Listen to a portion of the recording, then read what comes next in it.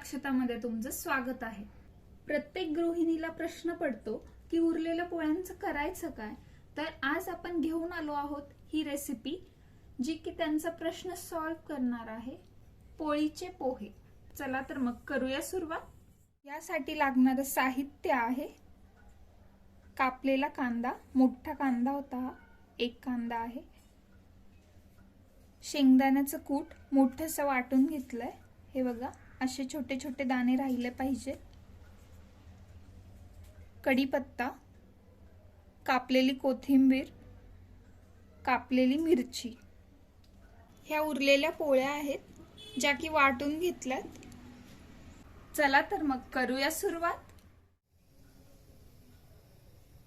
Gas on करून घ्यायचा, 3 माप तेल टाका,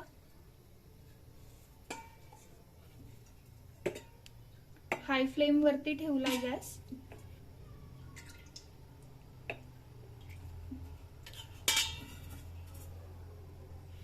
तेल तापलेलं आहे, जिरे टाका, मोहरी,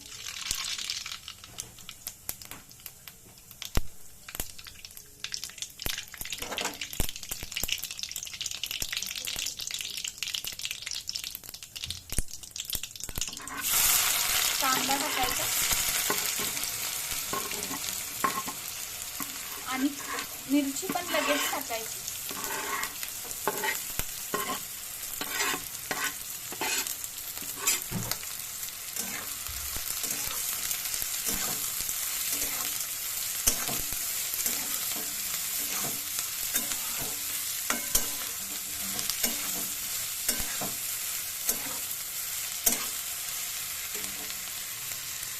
कढीपत्ता टाका,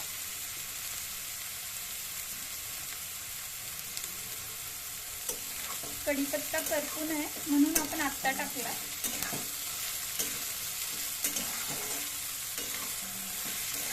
हलवून घ्यायचं प्रॉपरली।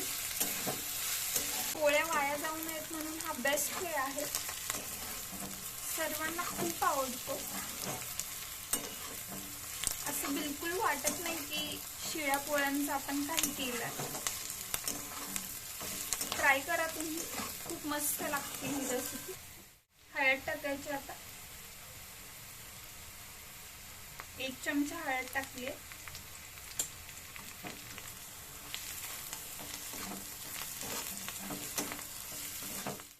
कांदा तळलेला आहे, आता हे जे शेंगदाण्याचं कूट होतं ते टाकायचं आणि सर्व मिक्स करून घ्यायचं।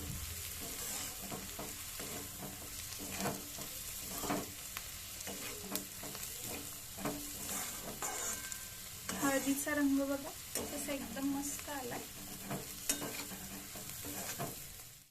मीठ टाका, जास्त मीठ टाकायचं नाही कारण ऑलरेडी पोळ्यांमध्ये मीठ असणार आहे।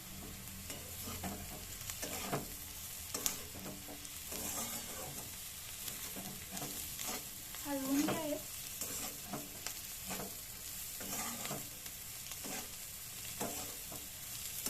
मिक्स झालं की मग हे ग्राइंड केलेले पोळी टाकायची आहे,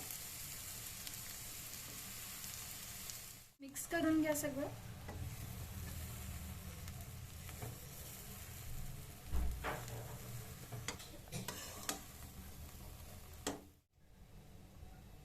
कोथिंबीर टाका। अशा प्रकारे पोळीचे पोहे तयार झालेले आहेत। ही अशी आपली सिंपल आणि साधी रेसिपी तुम्ही नाश्ता किंवा स्नॅक्स म्हणून खाऊ शकता। खूप छान लागते ही, अगदी चिवड्यासारखी लागते।